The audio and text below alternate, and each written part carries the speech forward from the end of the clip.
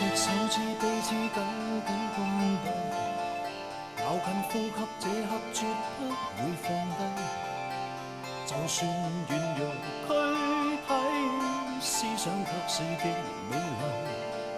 多冷靜越強越自強越勉勵，盡了一分一秒去發揮，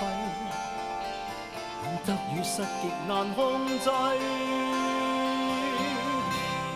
每次踏上這個路離開，當天的足印亦是仍然陪我，抹去多少血汗，印證多少渴望，天生我可抵抗迷惘。每次踏上這個路離開，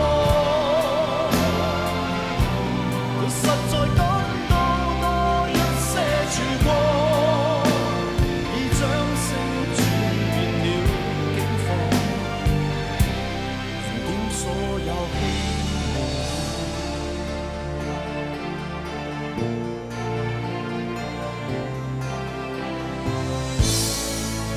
誰算經得起風霜的洗禮，每聲真心歡呼是催化劑，就算最後一位，緊守信念在心底。